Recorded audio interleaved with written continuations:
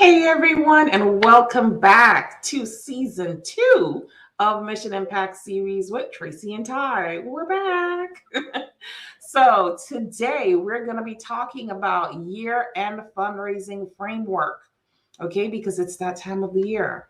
Everybody's trying to raise money. Everybody's trying to get funding for their organizations, whether it be your social enterprise or your nonprofit organization, so that you can create impact in your community. And we're here to give you some tips and strategies and some concepts that you can utilize to maximize your year-end fundraising. So, for those of you who are new to the channel, my name is Tracy V. Allen, the owner of TVA Consulting Group, and I help social impact businesses to design, build, and fund their social ventures so that they can maximize their revenue and impact their communities. All right, y'all, and I am Ty Boone. I'm a nonprofit success strategist, program development strategist. I help nonprofits move from startup and struggle to sustainability and success, usually without the traditional headache and hassle. The headache is usually on me, y'all. But it really, that's what I do. Here I am. Let's go, Tracy. Mission season 2.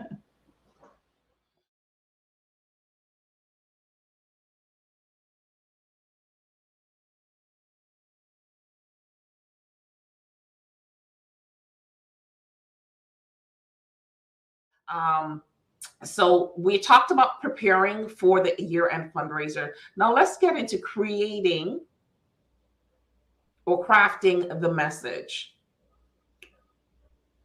Now let's get into creating or crafting the message. So we want to make sure that we are creating and crafting a compelling message for our potential donors or contributors, because I use the word donors when we're talking about nonprofits and contributors when we're talking about social enterprises. And I'll just briefly go over that. When people hear donation, they automatically think tax deduction, right? When people hear, can you contribute to my social enterprise, and they're not thinking tax deduction. And you need to make sure that it's extremely clear, because you don't want people contributing to your social enterprise, and then at the end of the year they're like, where's my tax papers? And you're like, what tax papers? I'm not a nonprofit. But you made me feel like you were a nonprofit.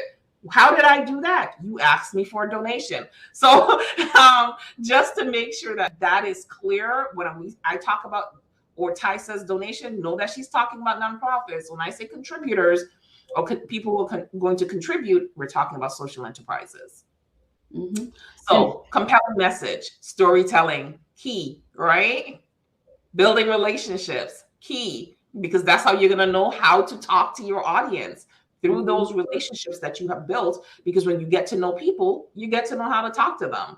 Right? So the way that Ty and I converse is not going to be the same way I converse with somebody else, because I've built a relationship with her. I know how far I can go. She knows how far she can go, what we can say to each other, whether or not it's going to be repeated or not repeated. The same thing goes along when you are trying to raise money. You have got to get to know the group of people that you're trying to solicit from. You have to build those relationships so you know how to craft your message to them, whether it's going to be a verbal message or a written message. And you're right. I mean, knowing who you're talking to, even in the nonprofit world, I separate the audiences, because you have, and I know people use it interchangeably, target audience, they use it for the people you serve and the people that, but I kind of don't do that. I'm like, okay, your target audience are those people that you're trying to get support from, and your priority population are those that you're trying to support, right? And there's a different message that you have for them. So if you're going out at end of year and talking to the people that you're trying to support, asking them for money is not going to work, because they ain't got none half the time. They don't have any money, right? They're not. But you have to know your audience. Who are you talking? Who are you trying to target? Who do you want to bring into your to be a part of your donor list? Who do you want to bring onto your board? Those kind of things. And you have to talk the language that they speak. They speak in numbers. They speak in results. They speak in impact, right? So when you're talking with them, you have to tell them how great you are. You have to make them desire you. a part of what you were doing. You have to let them know, hey, we have solved this kind of problem. This is what we do. And this is why you should be here with us. This is why you should support us because we are making this level of change, right? When you're talking to those people who you are trying to support, they don't really care what you say because you got something they want, they're gonna get it, right? It's like Exactly. you get turkeys. We hungry. So all you got to say is free turkey, and I'm over here to get it. There's not much else that you have to do about that other than positioning your program so that they can see it and they're going to come to get it. But when you're talking to your target audience, those people who you're trying to get into their pocketbooks, you got to know what to say because money is hard to come by, even for the people who got it good. They're like, look, we're just not going to be giving out our money right here just because you ask it for it if you don't know how to ask, right? And you don't know how to create this conversation and how to tell me what it is you're doing, how you're making a difference. Why should I be a part of the thing that you were doing? And a lot of times, I think, Tracy, we go into this end of year stuff and we're putting up the woe with me, you know, woe is me. We're poor and our doors are going to close and we can't serve our people because you won't give us any money, right? And your supporters are looking like, look, dude, I'm definitely not going to give you any money because you don't know what to do with the money you had last year because your doors are closing right now, right? Right. I can't trust to give you this $1,000 that you're asking for because I don't know that you know how to take it and make a good return on my investment. I don't trust that because you are right now you are in this space that you are desperate. You're in this space where you're saying to me that hey, we need this, but we really don't know what to do with it because we don't know how to make anything work. So I don't trust you. You have to get into the conversation where you are confident in your organization's abilities to perform so that when you talk to those people who you want to support you, your conversation shows that you're confident. Hey, I know that we've solved problems. This is the problem that we solve. This is how we solve it.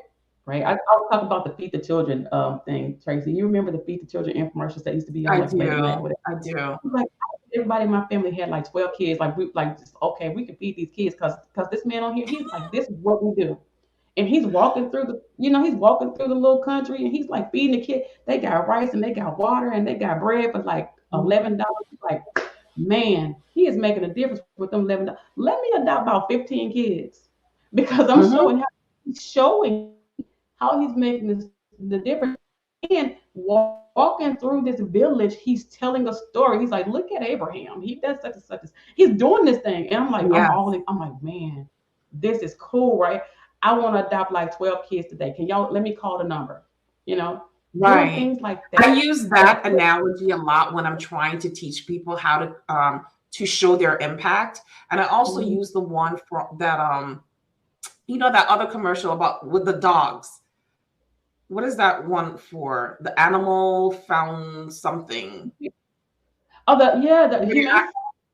Yes, the Humane Society. Those two commercials are really good for showing impact and telling a good story using video, right? And so what Ty is saying is absolutely true. You have to have that compelling story is all about numbers. You have to know your numbers.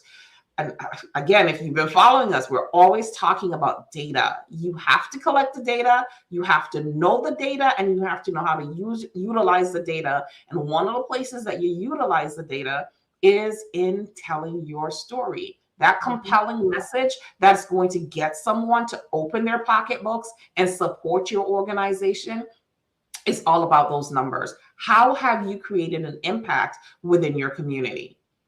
Okay, you say you're serving, we need the numbers to prove that you're actually serving and change is actually being made. So, getting those waivers signed early on so you can have pictures and you can have video and you can have all of these testimonials and things to support your campaigns when you're moving forward is going to be imperative to the success of any type of fundraiser that you're going to have. And then Ty also talked about, I like to call it your ideal client and your target audience. Your target audience is who you're trying to get to support you. Your ideal client is the person who is going to already has the money to support you. The target audience, you got to work on them a little bit more to win them over. But the thing with the ideal client is that if you have targeted me as an ideal client because you for some reason have been following me for a long time and you already suspect that I have some disposable income that I can use to support your organization, so we're what they call a soft target, right? Don't you think like 10 other people have decided I'm a soft target too? So you're not going to be the only organization or the only social enterprise approaching me to try to donate or to contribute. There are going to be a ton of others.